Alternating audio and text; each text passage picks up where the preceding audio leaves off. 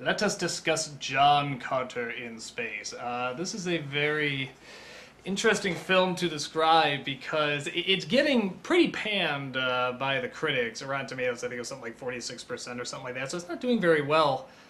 And I can see why. It's technically it's not a good movie, but there's an audience out there for this kind of film. It's a kind of film that's very... If you're just looking for something creative and just sort of simple action, but still a lot of creativity, this is sort of that film.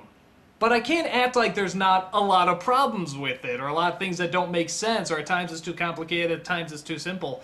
The best way I can describe it is if you like films like Stargate or Tron Legacy, films that are pretty preposterous, are pretty stupid, but they're kind of creative and they're kind of just fun, dumb action, even though it doesn't always add up. It's that kind of film. Now, with that said, if you can't stand those movies and you're constantly pointing out the problems with the plot, the problems with this kind of story you've seen a million times and stuff like that, you're gonna hate it. You know, you're not gonna like it. So the story is... it's hard to describe without sort of laughing at, because it is a pretty silly story.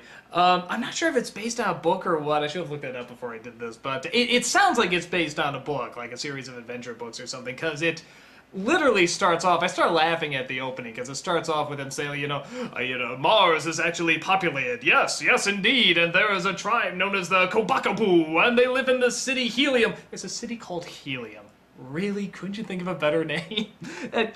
Every time they say, we must get to Helium, it's like, you couldn't call it, it's a fantasy thing, call it something else. That's way too silly. Okay, but there's all these... In the opening and a lot of parts in the movie, they're throwing a little bit too much at you too fast. It's sort of like trying to tell this Lord of the Rings story in a couple minutes, which I guess Lord of the Rings tried to do also, but somehow that worked a little better. And even then, I think in the first film, I think they just barely got away with it. But it's just a lot of names you haven't heard of and a lot of information being thrown at you. And, and the ancient tribe of the bald Mr. Cleans come down, and they have the ancient weapon of the blue thingy, and the guy who is maybe a bad guy, we don't know yet. They give him the ultimate power, and the guy smiles, and the world will change forever. And it's one of those things where it's like, they got the right idea, they're just throwing a little bit too much.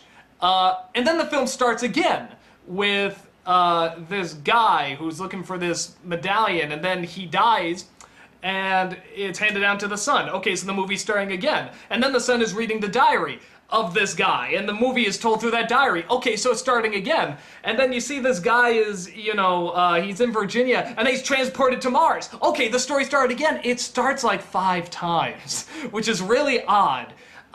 And that's kind of the problem. Like I said, there's a few too many. This needed one more rewrite, in my opinion. And I think whatever it was based on, it was probably trying to really grab that and really try to stick to it, because, the people out there, they're like, you can't change Harry Potter, not one word. Those kind of people would have a heart attack. Same people that go nuts about if you change something in a comic book movie or something. So they're probably trying to please that crowd while also making a good movie. And maybe in the book it works, or in the original story, but if it is, I really should do research. I apologize. But just as a movie, they're throwing a lot at you.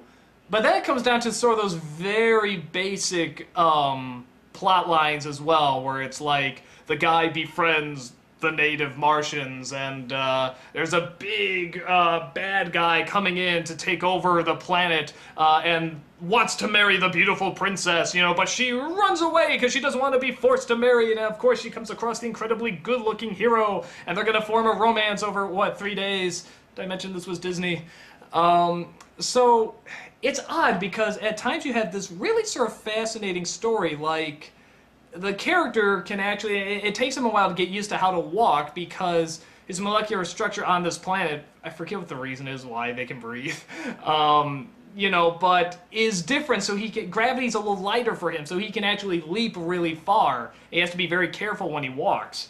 That kind of stuff is fun.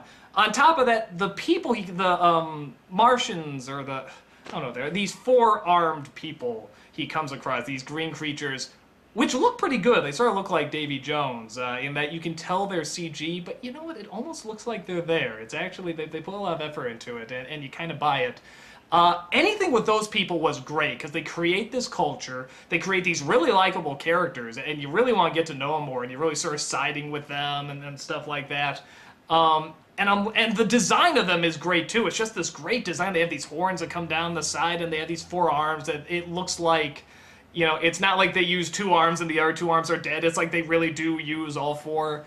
And that stuff's all wonderful, and I really got into that stuff.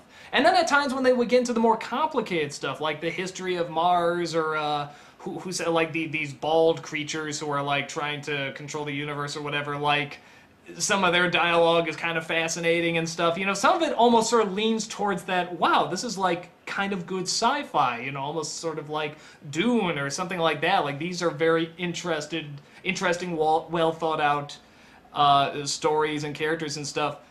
But then they either throw too much of that at you, too much information, or it goes down to a story that's way too basic, way too much of a formula. Like I said, you know, the princess being forced to marry, and the hero, you know, befriending the natives, and of course he's gonna, you know, like they don't get along at first, but he's gonna befriend them, or befriending the 1 or 2 people in that tribe, you know, and stuff like that. But then there's other stuff, like they have this dog that's really creative. I love the design of this thing, and it's really cute, and it has this cool thing where it can run really fast. And that makes for a lot of good action scenes. Actually, the action scenes are a lot of fun in this movie, too. But, again, it's sort of a mishmash, because, like, the best action scene in the movie, there's a scene where he's staying behind. He's sending, you know, the princess and whoever off, and he's going to stay behind and fight the green people. And it's this really cool action scene, but it's being played like with this emotional backstory with his wife and child and stuff, and it's like, no, come on, give us the cool action music, give us the all that stuff. So it's definitely sort of this mishmash mess. You know, I'm not gonna say it's not. And you know, as storytelling goes and characters and stuff like that, is this good? You know, in terms of the patterns we see, and you know, we want to evolve with story and character, probably not. But it reminds me very much of those old Disney films that I kind of like. I don't love, but I like them okay. You know, sort of like that Three Musketeers Disney movie, or The Rocketeer, or something like that. There's sort of these, when you get down to it, there are these very basic adventure stories.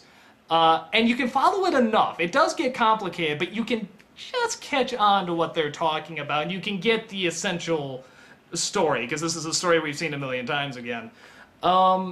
So I'm very, very split on it. I'm glad I saw it. I'm glad I saw it on the big screen. I did see it in 3D. 3D's okay. Actually, a lot of good 3D movies, good-looking 3D movies come out. The Avengers in 3D actually looked pretty good and stuff. The 3D, I think, is getting a little better. The 3D in this one's just okay, though. It's not bad. It's just okay. So, like I said, I think for this kind of film, the people that would like it, if you're really looking for sort of a simple but creative adventure story that you're just sort of looking to be somewhat invested, but you're not really going to question it that much. You're just sort of going to see some fun action and some creativity. You'll like it fine. If you're looking for like a really good film, something that's going to challenge you and, you know, really make you think and say, wow, this movie's doing new things, it's not doing much. The only new stuff, I would say, a lot of the designs are pretty neat and kind of new. And like I said, I think the stuff with the green people is kind of cool. And so we've sort of seen it before, but I really like these characters. I like what they do with these characters.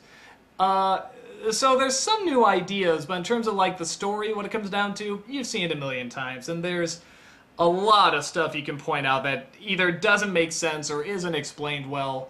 So for me, I'm glad I saw it. I'm glad I went to see it, even though I'll acknowledge, you know, it doesn't fully work. But yeah, I think you can sort of get a general idea about it. Like I said, if you saw Stargate or Tron Legacy or like some of the old Disney adventure films like Three Musketeers or Rocketeer or something like that, it's along those lines. It doesn't make much sense, you know, but it has sort of the very basic action adventure stuff.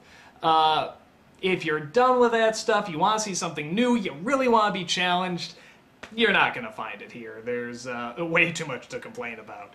So hopefully that gives you an idea of what kind of film this is and whether or not you want to go see it. So that's about it, and I'll talk to you later.